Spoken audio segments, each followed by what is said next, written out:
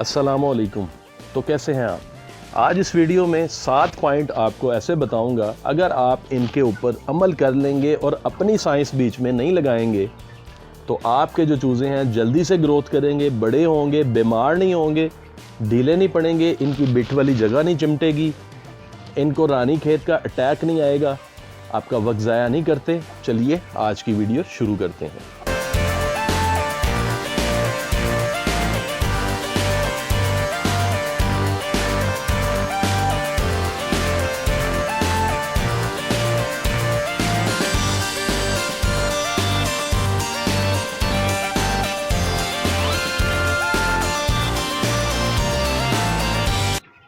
तो दोस्तों video and तक देखिएगा, पूरी देखिएगा, समझ के देखिएगा, इंशाल्लाह आपको फ़ायदा होगा।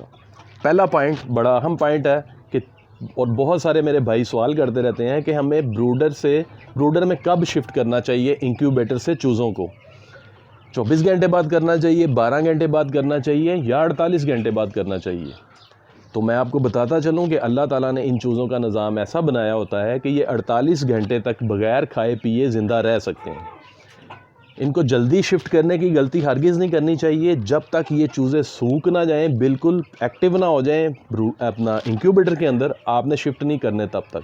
जब ये चूज़े सूख जाएं, चाहे वो 24 घंटे गुजरे हों, 36 या 48 घंटे गुजरे हों, जब अच्छी तरह सूख जाएं, एक्टिव हो जाएं, तभी आपने ब्रूडर में शिफ्ट करना है। दूसरा पॉइंट बहुत अहम पॉइंट है कि ब्रूडर का टेम्परेचर कितना होना चाहिए। तो ब्रूडर का जो फर्स्ट टेम्परेचर है कम से कम 33 से 35 के दरमियान होना चाहिए। यानी आप 35 to 33 2 पॉइंट का फ़र्क रख के ब्रूडर पे आप सेट कर सकते हैं, या आप 1 पॉइंट का फ़र्क रख के भी सेट कर सकते हैं। मैं 1 पॉइंट का फ़र्क रखता हूँ, मैं 35 रखता हूँ, फिर 34 हो जाता है, मतलब ऑन होता है, फिर ऑफ होता है 34-35 के ऊपर। तो ये आइडियल टेम्परेचर होता है।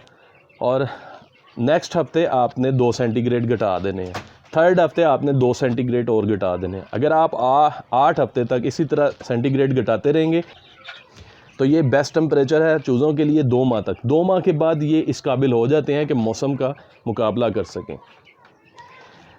तीसरा पॉइंट, ये भी बड़ा अहम पॉइंट है, खुराक कौन सी देनी चाहिए। तो सबसे पहली जो खुराक होती है, इनकी फ्लैशिंग करनी चाहिए। फ्लैशिंग किस चीज़ से आपने करनी है? आप गुड़ वाला पानी से कर सकते हैं। कितना गुड़ डालना है? आप 1 लीटर की बोतल ले लें या 1.5 लीटर की बोतल ले लें, उसमें 6-7 चम्मच चीनी के या गुड़ के शामिल कर लें। शक्कर जो होती है उसको अच्छी तरह मिक्स कर लें। तो ये आपने 7-8 घंटे, 6 घंटे, 4 घंटे उनके सामने रखना है पानी, कोई खुराक उस दौरान नहीं देनी। इससे क्या होता है कि इनके पेट की जितनी यॉक होती है सारी निकल जाती है, पेट साफ़ हो जाता है, इनके जो निज़ाम में बिल्कुल साफ़ हो जाता है, इनका जो डाइजेस्टिव सिस्टम होता है बिल्कुल क्लियर हो जाता है। अगर आप इसको नहीं करते, फ्लैशिंग नहीं करते, तो उससे मसाइल क्या आते हैं कि आपके चूज़ों में बिट वाली जगह से लेसदार मवाद निकलता है, फिर वो जगह चिमट जाती है और आपके चूज़े बीमार होने का, मरने का भी खतरा होता है और ढीले भी हो जाते हैं। तो फ्लैशिंग लाजमी करनी है आपने। अब चौथा पॉइंट क्या है कि खुराक कौन सी देनी चाहिए। पहली खुराक इनको यानी डाइट कौन सी देनी चाहिए। तो 2 नंबर फीड सबसे बेस्ट है। 4 नंबर फीड आप दे सकते हैं। 2 नंबर फीड में, 4 नंबर फीड में बेहद प्रोटीन होती है, लेकिन फ़ीड आपने वहाँ से लेनी है जहाँ पर परिंदे ना बिकते हों, सिर्फ फ़ीड वाली दुकान हो।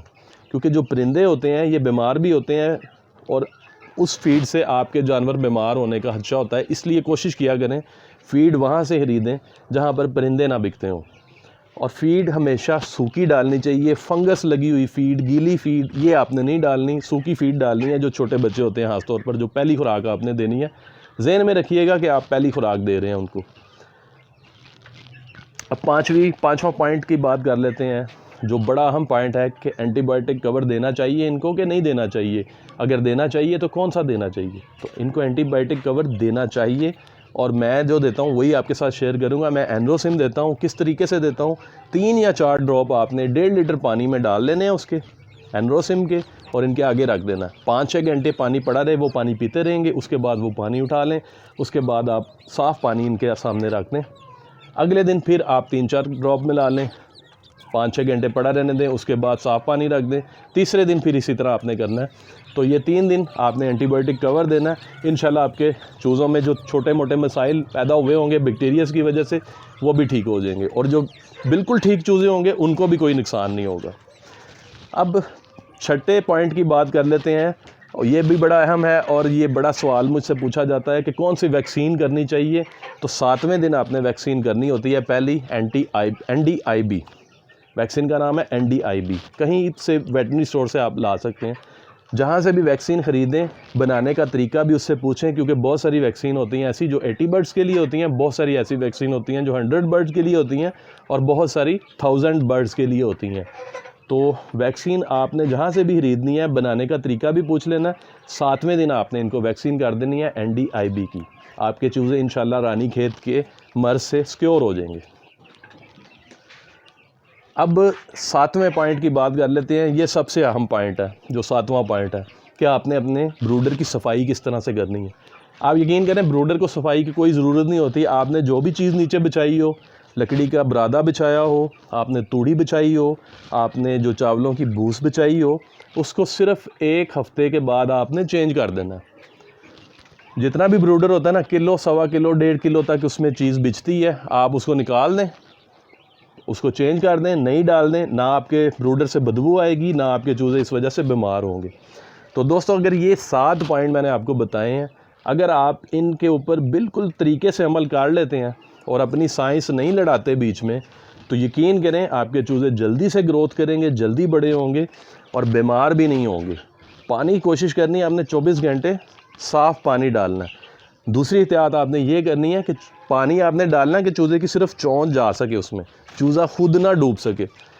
गीले चूज़े कभी भी नहीं पलते, हमेशा सूखे चूज़े पलते हैं। गीले हमेशा मर जाते हैं, जो गीला हो जाता है चूज़ा। और दूसरी जो आपने तीसरी जो आपने बड़ी एहतियात ये करनी है कि इनको जो पानी आपने देना है ना, वो 24 घंटे इनके सामने होना चाहिए, क्योंकि जब ये फीड खाएंगे तो इनकी अंतड़ियाँ सूखती हैं, तो प्यास लगती है बार बार। पानी ना मिलने की वजह से भी इनकी मौत वाक़या हो सकती है। तो दोस्तों, इन 7 पॉइंट्स पर आप अमल कीजिए, और अगर आपको कोई इस 7 पॉइंट में से आपको फ़ायदा हो तो भाई को दुआओं में याद रखिएगा, और चैनल को सब्सक्राइब करना मत भूलिएगा। वीडियो अच्छी लगी हो तो लाइक भी कर दीजिएगा। अल्लाह हाफ़िज़।